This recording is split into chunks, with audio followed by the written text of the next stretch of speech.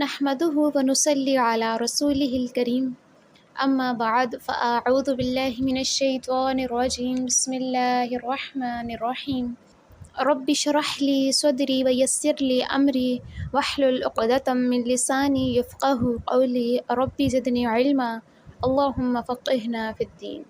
السلام علیکم ورحمۃ اللہ وبرکاتہ۔ امید کرتی ہوں کہ آپ سب ایمان صحت و تقوی کی بہترین حالتوں میں ہوں گی۔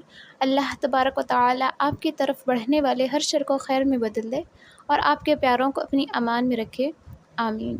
آج تفسیر سیریز کا ہمارا لیسن نمبر 115 ہے، جو انشاءاللہ آیت نمبر 55 سے سٹارٹ ہوگا۔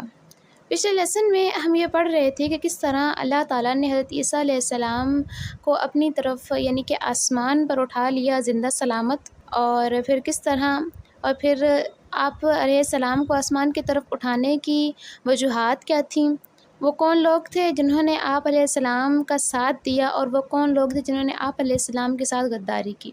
تو ہم آیت نمبر 55 کے اس حصے کو ڈسکس کر رہے تھے پچھلے لیسن میں۔ وَجَاعِلُ الَّذِينَ اتَّبَعُوكَ فَوْقَ الَّذِينَ كَفَرُوا إِلَى يَوْمِ الْقِيَامَةِ، اور غالب کرنے والا ہوں ان لوگوں کو جو تمہاری پیروی کریں گے قیامت کے دن تک، ان لوگوں پر جو تمہارا انکار کر رہے ہیں۔ تو ہم نے آیت کی اس حصے کی آدھی تفسیر کی تھی، اور پھر کیونکہ ویڈیو لمبی ہو رہی تھی تو میں نے کہا تھا کہ ہم جو باقی کی تفسیر ہے وہ نیکسٹ لیسن میں کور کریں گے۔ تو اس آیت کے سٹارٹ سے تو میں آج تفسیر نہیں کروا رہی، لیکن آیت کا جو حصہ ہم نے شروع کیا تھا، جس کی میں نے ابھی آپ کو تلاوت کر کے سنائی ہے، اسی سے سٹارٹ کرتے ہیں۔ تھوڑا سا ہم نے پچھلے لیسن میں پڑھا تھا، اس کو بھی دوبارہ ریوائز کرتے ہوئے اپنے لیسن کو سٹارٹ کرتے ہیں۔ بسم اللہ الرحمن الرحیم۔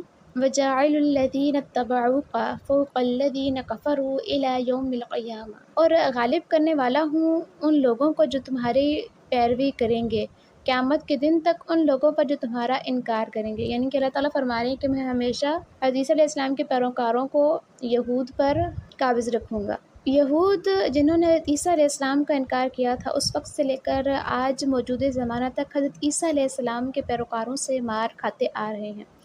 حضرت عیسیٰ علیہ السلام 30 یا 33 عیسوی میں آسمان کی طرف اٹھا لیے گئے تھے۔ اس کے بعد سے یہود پر عیسائیوں کے ہاتھوں مسلسل عذاب کے کوڑے برس رہے ہیں۔ حضرت عیسیٰ علیہ السلام کے رفع سماوی کے 40 برس بعد ٹائٹس نامی رومی کے ہاتھوں ہیکل سلیمانی مسمار اور یروشلم میں 1,24,000 یا 1,33,000 یہود ایک دن میں قتل کیے گئے۔ تو آپ سوچیں گے یہ کتنی بڑی تعداد تھی جن کو ایک دن میں قتل کیا گیا۔ اس وقت سے لے کر اب تک 2000 برس ہونے کو آئے ہیں، ان کا کعبہ گرا پڑا ہے۔ اس کی صرف ایک دیوار گریا باقی ہے، جس پر جا کر یہ اپنا رونا دھونا کر لیتے ہیں۔ ہیکل سلیمانی اول بخت نصر نے 6 صدی قبل مسیح میں مسمار کیا تھا۔ یہ ساری میں آپ کو ڈیٹیل اور یہ ساری تاریخ اس لیے بتا رہی ہوں تاکہ آپ کے مائنڈ میں یہود کے بارے میں کوئی کنفیوژن نہ باقی رہے۔ اس حملے میں اس نے پورے یروشلم کی اینٹ سے اینٹ بجا دی تھی۔ لاکھوں یہودی قتل کر دیے گئے، لاکھوں کو وہ قیدی بنا کر اپنے ساتھ بابل لے گیا۔ اس دور کو انہوں نے اسارت کا نام دیا، یعنی کہ قید والا سال، جس سال میں انہیں قیدی بنایا گیا۔ حضرت عزیر علیہ السلام کے زمانے میں یہ لوگ دوبارہ فلسطین واپس آئے اور معبد ثانی تعمیر کیا، جو 70 عیسوی میں پھر دوبارہ گرا دیا گیا اور انہیں پھر سے فلسطین سے نکال دیا گیا۔ اس طرح یہ لوگ پوری دنیا میں پھیل گئے۔ یہ ان کا دور انتشار کہلاتا ہے، جن کے جب وہ منتشر ہو گئے ہیں تب پھیل گئے۔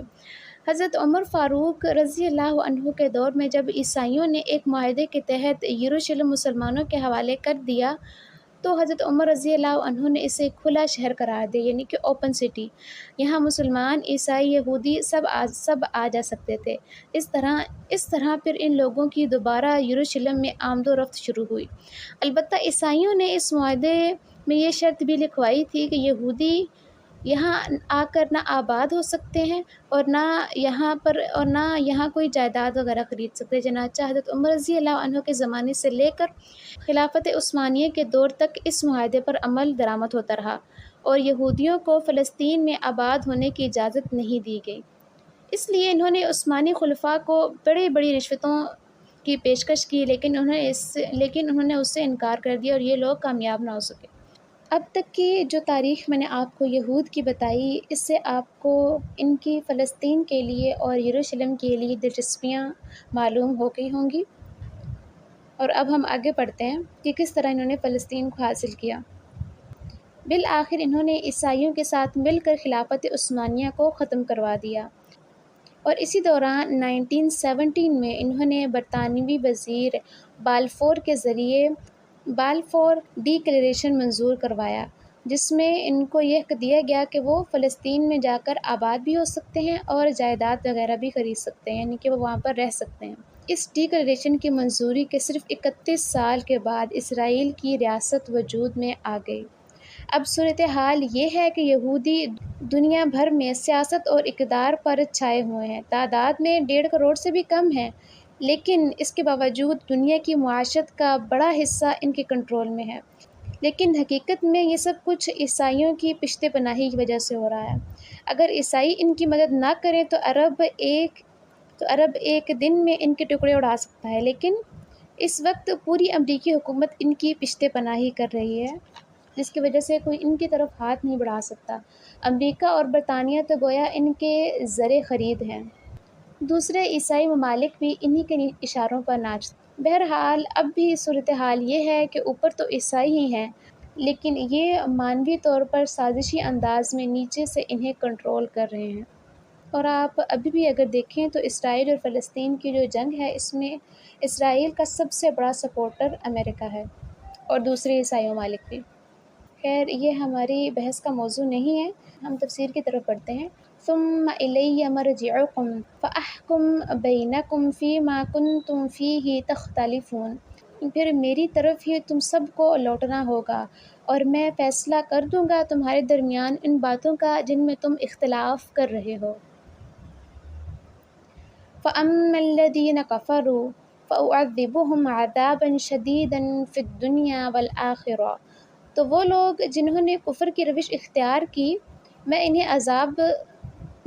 عذاب دوں گا، بہت سخت عذاب، دنیا میں بھی اور آخرت میں بھی۔ مَا لَهُم مِّن نَاصِرِينَ، اور نہیں ہوں گے ان کے لیے کوئی مددگار۔ جیسا کہ میں آپ کو ہمیشہ کہتی ہوں کہ جب بھی آپ عذاب قبر یا عذاب آخرت یا عذاب جہنم کے بارے میں کوئی آیت پڑھیں تو فوراً اللہ تعالیٰ کی پناہ طلب کیا کریں۔ اللہم اجرنا من النار، اللہم انا نعوذ بک من عذاب القبر و نعوذ بک من عذاب النار۔ لیکن تو یہ انجام ہوگا ان لوگوں کا جو اللہ تعالیٰ کی آیات کا انکار کریں گے۔ لیکن وہ لوگ جو اللہ کے پیروکار ہوں گے، ان کے لیے کیا انعامات ہوں گے؟ فَأَمَّا الَّذِينَ آمَنُوا وَعَمِلُوا الصَّالِحَاتِ، تو وہ لوگ جو ایمان لائیں گے اور نیک عمل کریں گے، فَيُوَفِّيهِمْ أُجُورَهُمْ، تو وہ ان کو ان کا پورا اجر دے گا۔ اب آپ یہاں دیکھیں کہ دوبارہ وفا یوفی کا لفظ آیا ہے، یوفیہم، یعنی کہ پورا دینا۔ وَاللَّهُ لَا يُحِبُّ الظَّالِمِينَ، اور اللہ تعالیٰ ظالموں کو پسند نہیں کرتا۔ ذَلِكَ نَتْلُوهُ عَلَيْكَ مِنَ الْآيَاتِ وَالذِّكْرِ الْحَكِيمِ، یہ ہم آپ کو پڑھ کر سنا رہے ہیں آیت الہیہ اور پر حکمت یاد دہانی میں سے، یعنی یہ بھی گویا پس منظر میں حضرت جبرائیل علیہ السلام ہیں جو اللہ تعالیٰ کی آیات اور ذکر حکیم نبی اکرم صلی اللہ علیہ وآلہ وسلم کو پڑھ کر سنا رہے ہیں۔ تو آج کے لیے بس اتنا ہی، امید کرتی ہوں کہ آپ کو ہر بات اچھے سمجھ آ گئی ہوگی۔ جو بات تفسیر کے حوالے سے آپ کو سمجھ میں نہ آئے، آپ کمنٹ باکس میں کوشچن کر سکتے ہیں، میں کوشش کروں گی آپ کو رپلائی کرنے کی۔ آیت نمبر 55 کا جو پچھلا حصہ ہے وہ ہم نے پچھلے لیسن میں کور کیا تھا، تو اس کا لنک بھی میں انشاءاللہ ڈسکرپشن باکس میں ایڈ کر دوں گی، اگر آپ سننا چاہیں تو آپ وہ بھی سن سکتے ہیں۔